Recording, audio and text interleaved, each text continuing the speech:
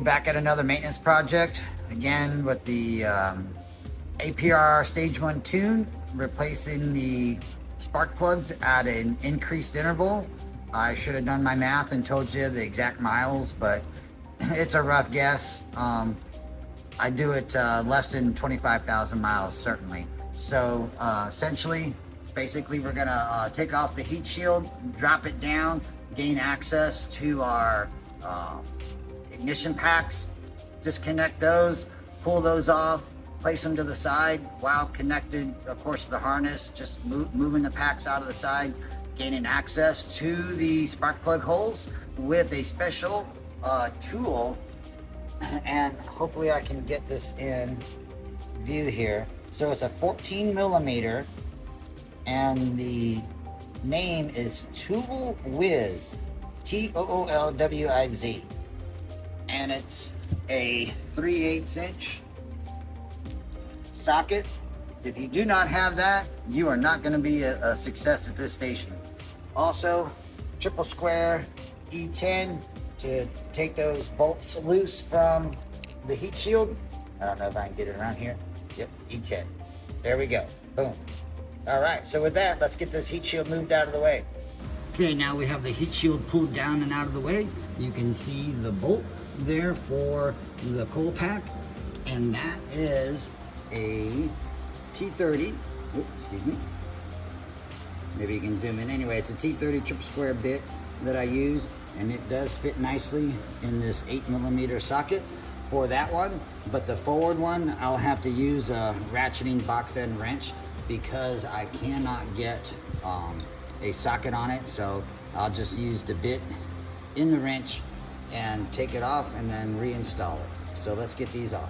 Okay, just as a reminder, these bolts on these guys are captive, meaning they do not come out of the coil pack. So you pull the coil pack right off with that bolt stuck right in there. There we go. You heard her pop. See the bolt? It stays in there. You can thread it back out, but there's no need to. And then pull the coil pack down and out of the way. There she is. And you do not want to do this on a hot motor. That's why we let her cool down afterwards. And if you see down in there, you can see that spark plug. So that's what we're gonna put that 14 millimeter 12 point socket down inside there. And again, we'll do the front one as well. All right, I broke the torque, and let's pull her out and see if the spark plug's attached to the end of the socket. I'm doing a couple more turns just to be certain. Let's gently put a tug on her. There she comes. And hey, look at that. Success, eureka. And doesn't look too shabby. All right, let's get forward. Okay, so on my super non-precision O'Reilly spark plug gap tool, this is slightly over gapped than the new ones, so it was burning the tip off a little bit, but maybe by 1,000. That is it. So that's all the wear we got. So our replacement interval seems to be working, and let's put the new one in and torque her down. So by comparison, this is the brand new one. You see how nice and shiny it is. It is about the same as the one we took off, that old one we took out. So they're gapped about 26.5, 27 thousandths. I almost forgot the most important thing. There is no lubrication that goes on these threads. Do not lube your spark plugs. Do not use any anti-seize, any lubricant at all. Torque it to, I think it's 24 foot-pounds, excuse me, 24 foot-pounds on the initial or on a brand new plug. And interestingly enough, the manual stated that it's only 19 foot-pounds if you're reinstalling a plug. So if we reinstalled that old plug, it'd only be 19 foot-pounds, whereas a brand new one, I guess with all the fresh threads and run-on torque, they want you to go up to 24 foot-pounds. Let's get her in. All right, so our new spark plug is loaded on the end of the socket, and we're gonna send her on home here.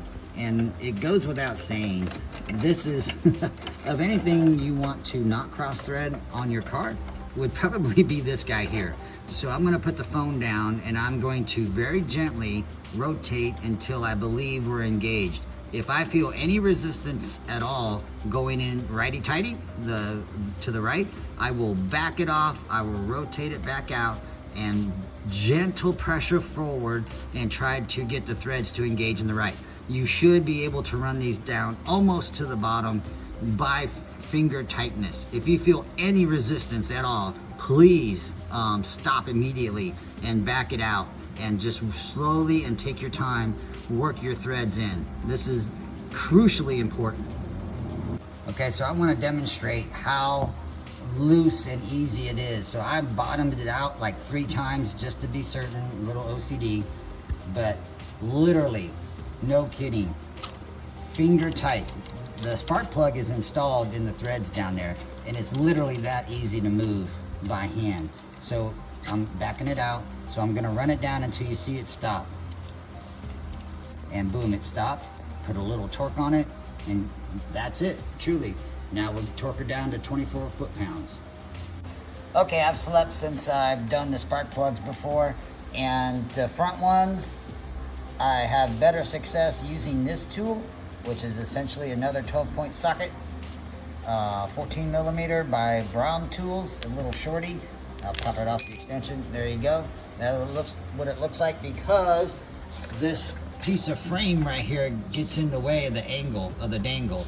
So the little shorty is the way to go for the forward spark plug. Sorry about that, y'all. Okay, so there we are. Coil pack back in rear, coil pack back in on the front. There's your T20 or whatever that one is, figure that out. So you don't worry about pulling those out and getting them mixed up. It is physically impossible to put those back in the wrong spot. So don't worry about when you pull those out and move them out of the way, worrying about which one is which. You can see how small that pigtail is right there. I promise you cannot turn that around and get that in the rear one by accident. Promise. And that little bolt hole right there that's shiny with the threads, that's where our heat shield bolt goes back into. So we get this heat shield back in place and switch to the other side. All right, one thing I did not cover on the right side is a little bit of dielectric grease in the end of your plug, excuse me, coil pack plug. So you can use this if you like. I have a pretty good buildup in there, so I've only put a tiny amount. So there they are, heat shields back in, left and right side, dielectric grease, just a little dab will do you. And we're gonna put the wheels back on, put her down, crank her up, verify we have oil pressure, and we don't get any engine codes. So with that, there's an oil change and spark plug change. Okay, so the last thing is to fire her up, make sure she has oil pressure, and you're gonna see the service now light pop up. There it is, inspection now. There's because I don't have TPSM, so that's flashing no TPSM, and of course because we have the buckets and removed our light, remove the seat connection, that's because of that. And we have oil pressure, very nice, everything's looking good. So yeah, so really the only thing that comes up when you don't have the tool to clear your code is basically that at startup you get inspection now, and that's it. After that it's seamless. So with that, you pull her out of the garage and get ready for the next car. The neighbor's cars need some brake help. So with that, that was an oil change and spark plugs. No check lights other than what we know that will illuminate, so we're good to go. Good luck if you want to try that and save a whole lot of money. Now she's purring nice. So with that, we'll talk to you soon at the next modification. Bye.